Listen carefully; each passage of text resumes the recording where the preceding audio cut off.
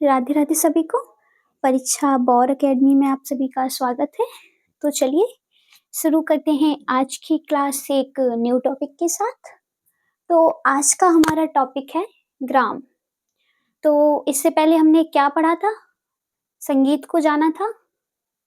संगीत के बाद हमने नाद को जाना।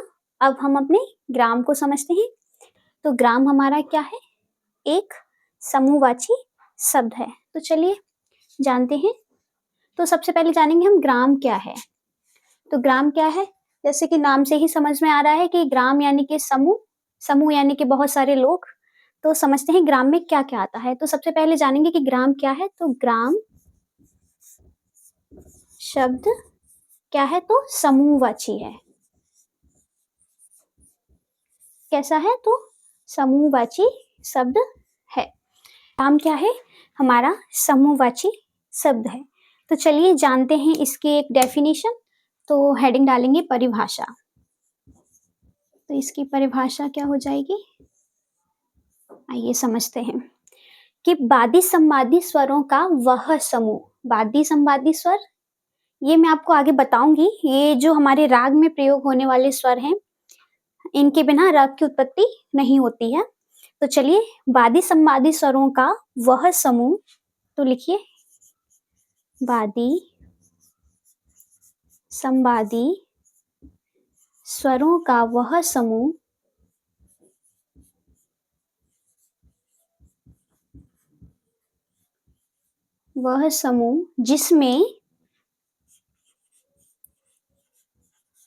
जिसमें श्रुतियां यानी कि हमारे संगीत में कितनी श्रुतियां प्रयोग की जाती हैं? तो 22 श्रुति यानी कि सुनना। तो 22 जिसमें श्रुतियां व्यवस्थित यानी कि क्रमानुसार व्यवस्थित रूप से विद्यमान हो। तो श्रुतियां कैसे हो? तो व्यवस्थित रूप से यानी कि उनका क्रम हो, व्यवस्थित रूप से विद्यमान होती हैं और तान मूर्छना का आश्रय होता है। और तान मूर्छना का आश्रय होता है। मूर्छना यानी कि स्वरों का क्रमानुसार आरोह अवरोह। तान मूर्छना का आश्रय होता है।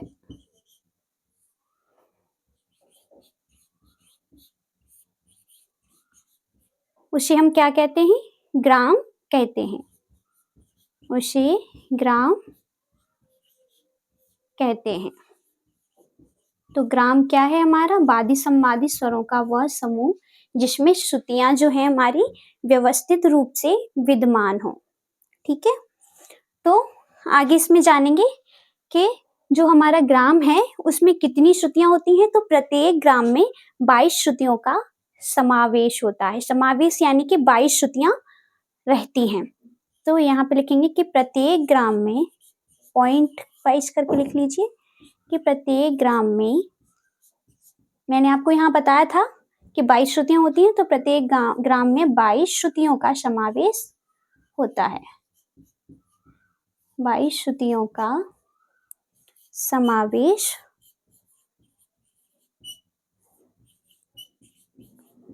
होता है। और जो हमारा ग्राम है तो ग्राम से श्रुति और श्रुति से स्वरों की उत्पत्ति होती है। तो ग्राम से क्या बनती है? तो श्रुति यानी कि ग्राम से श्रुति और श्रुति से स्वरों की उत्पत्ति, श्रुति से स्वरों की उत्पत्ति होती है।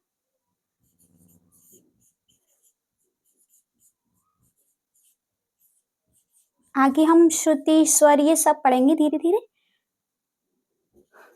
अभी हमारे इसमें इतना ही जानना काफी है कि संगीत में 22 श्रुतियां होती हैं।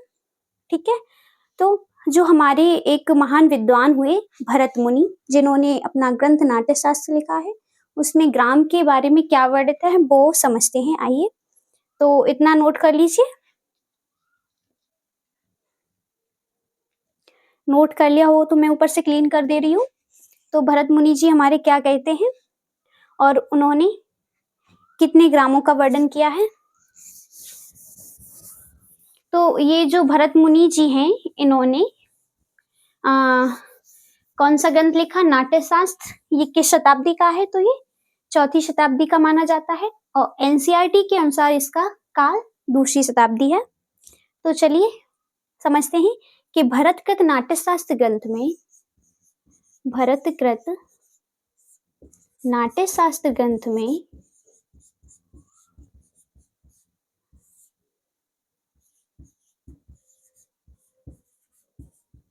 भरतकृत नाट्यशास्त्र ग्रंथ में कितने ग्राम बताए गए हैं? तो 2 ग्राम, 2 ग्राम का वर्णन मिलता है।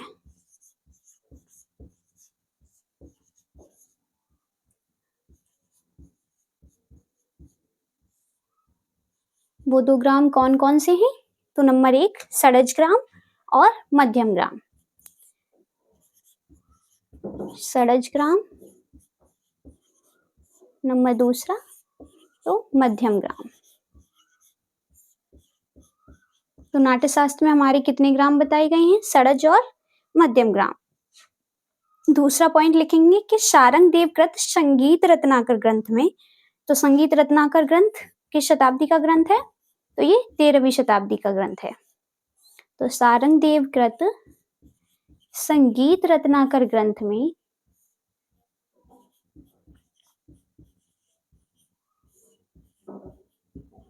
शारंग देवकृत संगीत रत्नाकर ग्रंथ में 3 ग्रामों का उल्लेख मिलता है।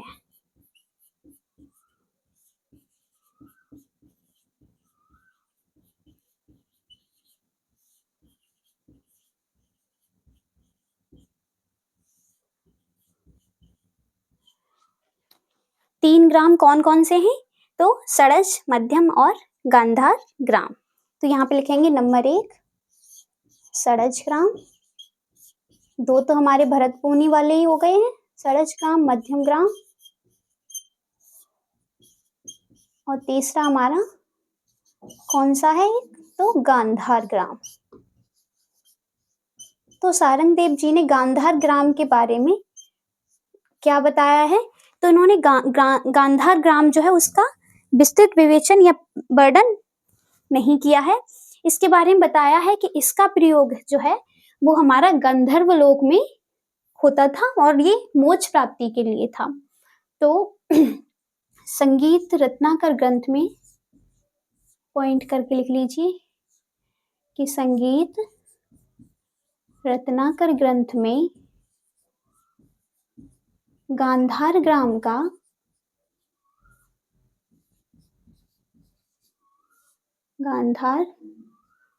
का विस्तृत वर्णन नहीं प्राप्त होता। विस्तृत वर्णन प्राप्त नहीं होता।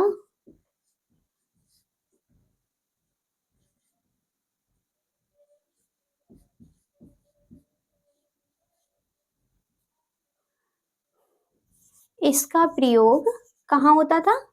तो जैसा कि मैंने आपको बताया कि गांधर्व लोक में। इसका प्रयोग गांधर्व लोक में होता था।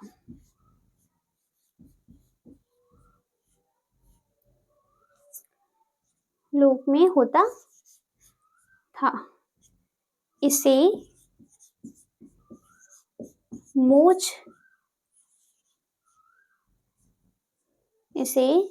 मोक्ष प्राप्ति का साधन माना जाता है। तो क्या माना जाता है? मोक्ष प्राप्ति का साधन माना जाता है। इतना नोट कर लीजिए। फिर मैं आपको षडज और मध्यम ग्राम के बारे में थोड़ा विस्तृत रूप से बताती हूँ।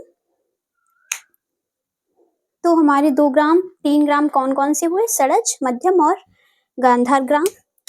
तो हमारा जो गांधर्व ग्राम है इसके बारे में ज्यादा उल्लेख प्राप्त नहीं होता है। इसका जो प्रयोग था वो गंधर्व लोक में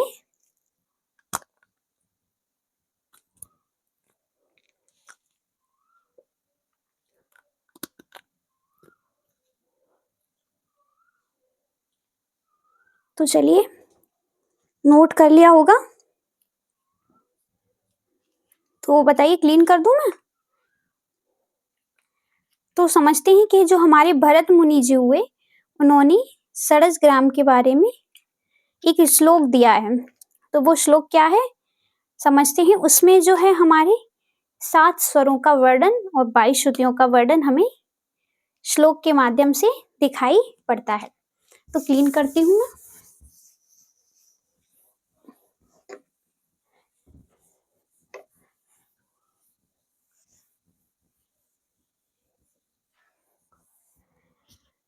तो यहाँ पे लिखेंगे कि भरत के अनुसार, मार्कर नहीं चल रहा, तो लिखिए भरत के अनुसार, भरत के अनुसार। तो ये एक श्लोक देते हैं कि चतुश्चैव। तो यहाँ पे लिख लीजिए आप, ब्रैकेट इन्वर्टेड कॉमा, चतुश्चैव।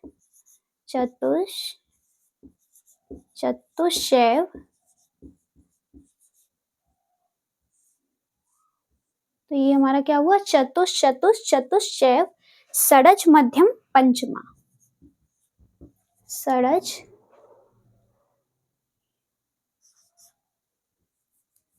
चतुश्चैव षडज मध्यम पंचमा,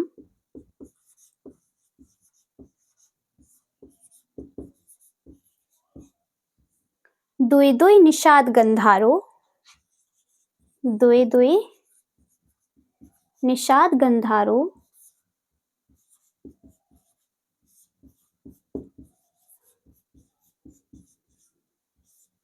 तिस्त्री ऋषभ धैवतो।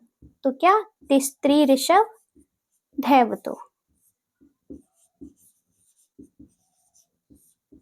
तो आपको श्लोक से ही समझ में आ रहा होगा, ये जो श्लोक है इन्होंने षडज ग्राम के लिए लिखा है। तो आपको इससे समझ में आ रहा होगा कि इसमें क्या है कि चतुश्चैव यानी कि 4 श्रुतियां जो हैं वो हमारे षडज मध्यम और पंचम स्वर की हैं, और द्वे द्वे निषाद गंधारो यानी कि 2 श्रुति जो हैं वो हमारे गंधार और निषाद स्वर के लिए हैं। तिस्त्री ऋषभ धैवतो यानी कि तिस्त्री यानी कि 3 जो श्रुति हैं वो हमारी ऋषभ और धैवत स्वर की हैं। तो यहाँ से हमें कुल कितनी श्रुति प्राप्त होती है, तो हमें 12 यहाँ से मिलती है, और ये हमारी दो यानी कि 4 यहाँ से 16, और 16 के बाद हमें 6 यहाँ से मिलती हैं। तो हमारी कितनी हो जाएंगी, 20 हो गई है, 20 ही हुई ना, दो निषाद गंधारो यानी कि हाँ। तो चलिए यहाँ पे लिखते हैं, सबसे पहले हम षडज ग्राम के स्वरूप को समझते हैं। तो यहाँ लिख लीजिए आप षडज ग्राम का स्वरूप, षडज ग्राम का स्वरूप।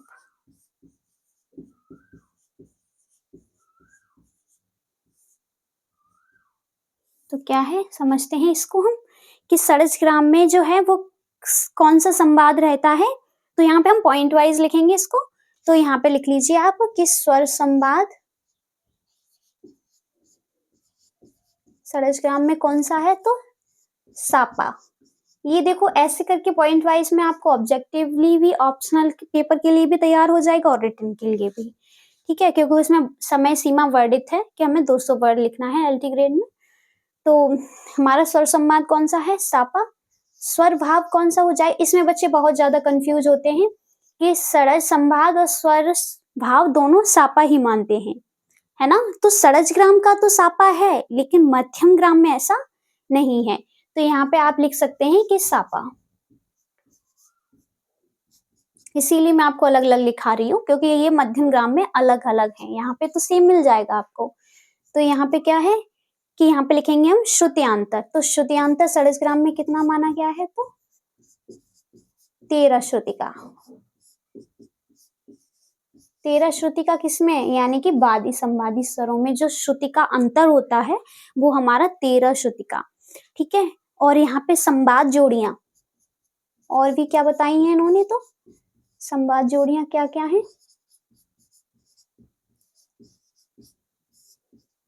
तो लिख लीजिए कि सापा रेधा, सापा कॉमा रेधा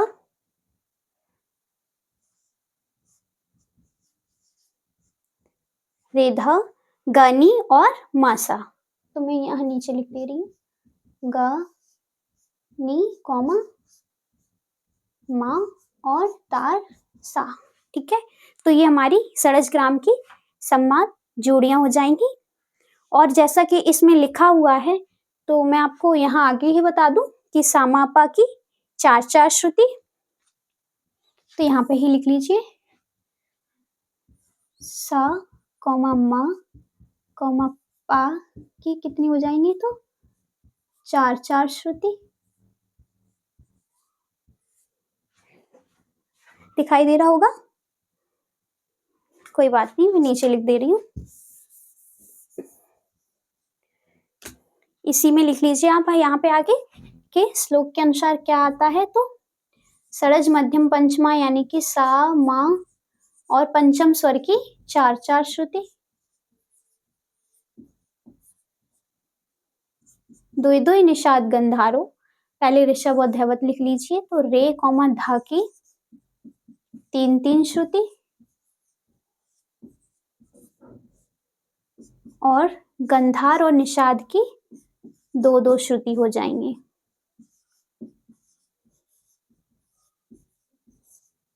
तो इन तीनों स्वर की हमारी टोटल कितनी हो जाएंगी, 12 श्रुति। 12 और 6 18 और 4 22। ठीक है, तो ये हमारी टोटल कितनी हो जाएंगी, यानी कि 22 श्रुतियां। यहाँ पे कुल करके लिख लीजिए, आपको समझाने के लिए लिख दे रही हूँ मैं, वैसे तो समझ ही आ रहा होगा कि कुल 12 श्रुति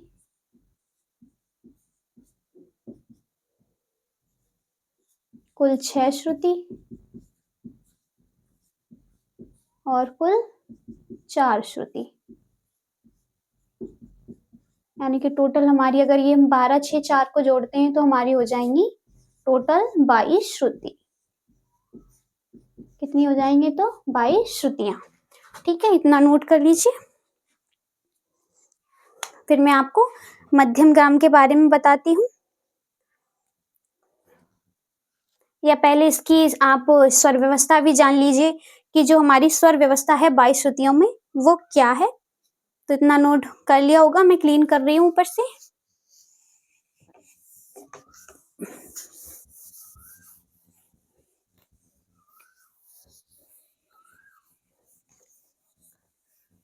तो हमने क्या समझा षड्ज ग्राम के बारे में कि इसमें स्वर संवार स्वरभाव सापा रहता है। ठीक है, श्रुतियांतर 13 श्रुति का है। टोटल 22 श्रुतियों का किस प्रकार वर्गीकरण किया है कि सामापा की 4-4 श्रुति, रेधा की 3-3 और गानी की 2-2 श्रुति। ठीक है, तो यहाँ पे आप हेडिंग डाल लीजिए आप श्रुति स्वर व्यवस्था, या फिर लिख लीजिए षड्ज ग्राम की श्रुति स्वर व्यवस्था। पूरा ही लिख लीजिए षड्ज ग्राम की श्रुति स्वर व्यवस्था।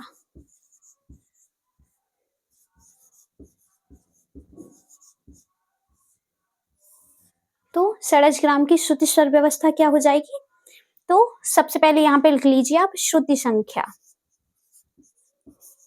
तो इन्होंने 22 श्रुति संख्या को किस प्रकार डिवाइड किया है, आइए जानते हैं। तो इसके नीचे ही लिख लीजिए आप श्रुति, नहीं स्वर नाम लिख लीजिए पहले, स्वर नाम। तो हमारे स्वर कितने बताए हैं, मैंने आपको संगीत पढ़ाया था तो उसमें मैंने बताया था संगीत की उत्पत्ति में, बताइए 7 स्वर। ये हमारे नीचे आ जाएगा श्रुति अंतर। तो श्रुति संख्या क्या हो जाएगी, 4 7 9 13 16, नहीं ये मध्यम ग्राम में आता है 17 20 और 22। 4 7 9 13 17 20 22। ठीक है, तो ये हमारी 4 श्रुति कौन कौन से स्वर की मैंने बताई थी, तो आपको षड्ज की और मध्यम की और पंचम की। तो आप यहाँ से देख सकते हैं कि 4 से 7 के बीच में कितना अंतर है, तो 3 का, यानी कि यहाँ पे कौन सा स्वर आएगा, 3 किस किस की थी, तो रेधा की। यानी कि यहाँ पे हमारा रे। और वैसे भी ये मैंने जो श्रुतियांतर है ये क्रमानुसार लिखा हुआ है शुद्ध संख्या, तो सारे गामा पा धा नी, ठीक है। तो यहाँ पे गंधार की 2 श्रुति हैं, तो 7 से 9 के बीच 2 का अंतर है गंधार। और 9 से 4 13 यानी कि मध्यम आएगा, 13 4 17 यानी कि पंचम, और 17 या 3 कितनी हो जाएंगी, तो 20 यानी कि धैवत। रेधा की 3 3, और यहाँ पे हमारा क्या बचा, ग और नी के 2 2 यानी कि 20 से 22 2 का अंतर, यानी कि हमारा निषाद। तो ऐसे ही हम यहाँ पे समझ सकते हैं कि तो हमारा यहाँ पे अंतर क्या बना कि 4 और 4 से 7 के बीच में 3, 7 से 9 2, 9 से 13 4, 13 से 17 4, 17 से 20 3, और 20 से 22 यानी कि 2, 4 3 2 4 4 3 2। ये बहुत ही इंपॉर्टेंट है, वेरी वेरी इंपॉर्टेंट, क्योंकि ये जो हमारा क्रम है ये और ये बहुत पूछा जाता है, ये तो बहुत ही ज्यादा पूछा जाता है कि श्रुतियांतर षडजग्राम का क्या है। इतना नोट कर लीजिए, फिर मैं आपको मध्यम ग्राम के बारे में बताती हूँ कि मध्यम ग्राम का स्वरूप क्या है।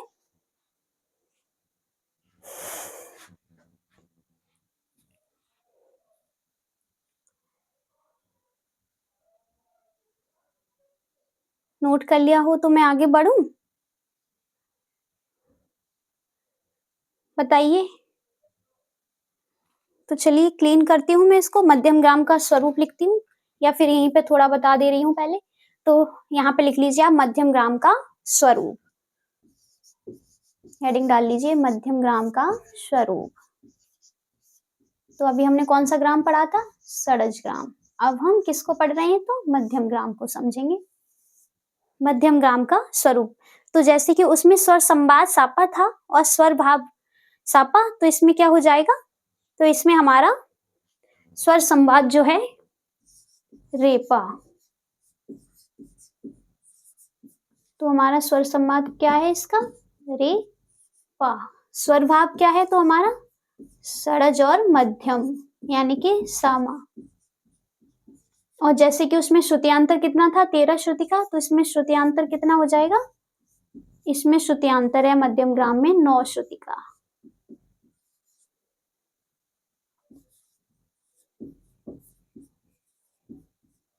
और हमारी क्या थी, तो संवाद जोड़ियां लिख लीजिए।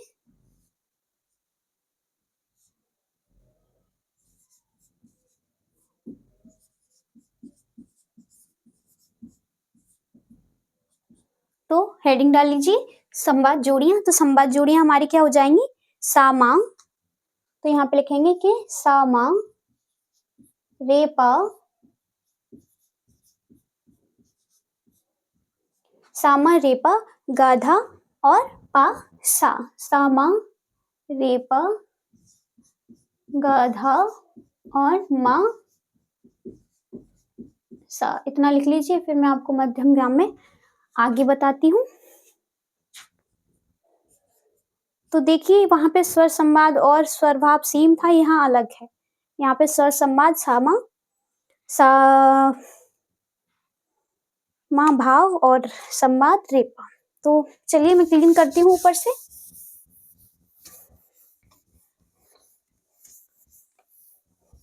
लिख लिया होगा, ये क्लीन कर दूं मैं इसको भी, तो चलिए समझते हैं।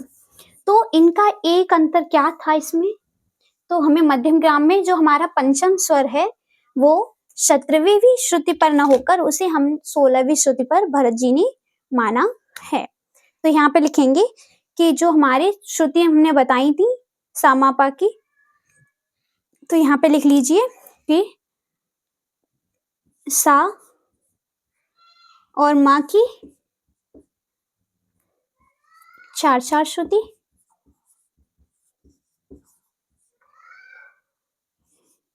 रे माँ पा की, रे माँ धा की, सॉरी मिस्टेक हो गई यहाँ पे, हमारा धैवत 4 श्रुति खो जाता है यहाँ पे आके। तो यहाँ पे लिखेंगे सा माँ और धा की 4 4 श्रुति, यानी कि टोटल कितनी हो गई, कुल हो जाएंगी हमारी 12। कितनी हो जाएंगी, तो कुल 12। ठीक है। अब यहाँ पे लिखेंगे हमारा ऋषभ और पंचम, तो 3-3 श्रुति का, यानी कि कुल 6 श्रुति। फिर हमारा क्या बचा, गंधार और निषाद, यानी कि गनी हमारे कितने हैं, तो 2-2 श्रुति के, 2-2 श्रुति, यानी कि कुल कितनी मिली हमें, तो 4 श्रुति। तो कितना हो गया ये टोटल, 22 श्रुति। तो यहाँ पे हमने क्या समझा कि जो हमारा पंचम था वहां पे 17वीं श्रुति पर था, और यहाँ हमारा आ जाएगा तो 16वीं श्रुति पर। तो हम इसे ऐसे लिख सकते हैं कि पंचम स्वर त्रिश्रुतिक, पंचम स्वर 3 श्रुतिक और धैवत स्वर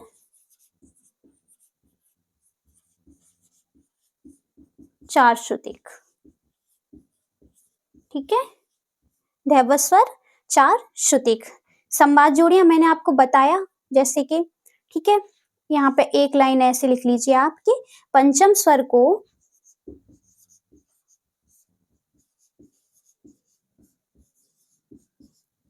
पंचम स्वर को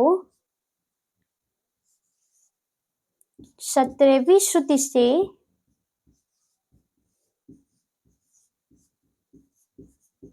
एक श्रुति अपकर्ष करके, अपकर्ष यानी कि उतारना,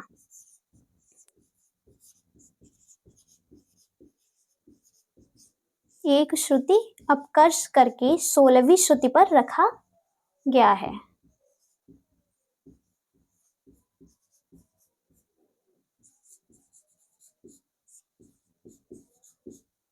तो पंचम स्वर को किस श्रुति पर रखा गया है, 16वीं श्रुति पर रखा गया है। तो यहाँ पे लिख लीजिए आप मध्यम ग्राम की स्वर व्यवस्था।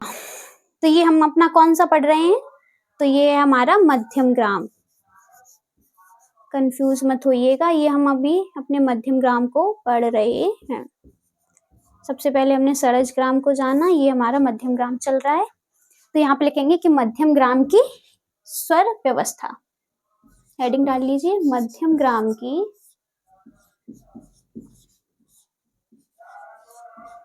श्रुति स्वर व्यवस्था।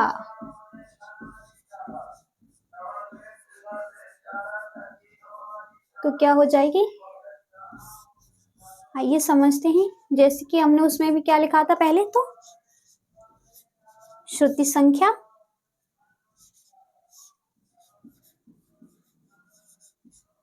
फिर स्वर नाम, और फिर श्रुति अंतर, श्रुति अंतर। तो क्या हो जाएगा, उसमें हमारा क्या था, श्रुति संख्या क्रम 4, 7, 9, 13, 17, 20, 22। तो इसमें हमारा पंचम जो है वो किस श्रुति पर है, 16वीं पर। तो यहाँ पे 17 की जगह क्या हो जाएगा, 22। हमारा स्वर नाम तो वही रहेंगे, सारे गामा पाधा निशा, ये आप इसी के नीचे लिखेंगे, आगे पीछे मत कर लीजिएगा।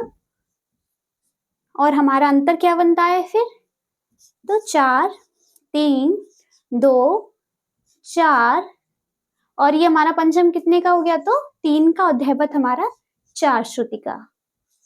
तो 4, 3, 2, 4, 3, 4, 2। तो ये हमारे मध्यम ग्राम की श्रुति स्वर व्यवस्था है। तो आज हमने अपने सरज ग्राम और मध्यम ग्राम को समझा, उनमें स्वर भाव, स्वर संवाद, स्वर जोड़ियां और हमारी स्वर व्यवस्था जो है वो किस प्रकार है, ये आप बहुत अच्छे से लर्न कर लीजिएगा। ये बहुत इंपॉर्टेंट है क्योंकि ये एग्जाम में आती है कि श्रुतियांतर क्रम क्या है, श्रुति संख्या क्रम क्या है, ऐसे पूछा जाता है। तो नोट कर लीजिए इतना। तो आज की क्लास का नाम क्या रहा, हमारा ग्राम, और आज हमने अपने ग्राम को समझा है। तो चलिए आज की क्लास हमारी यहीं समाप्त होती है। मिलते हैं हम अपनी नेक्स्ट क्लास में एक न्यू टॉपिक के साथ। तब तक के लिए राधे राधे सभी को। नोट कर लीजिएगा आप।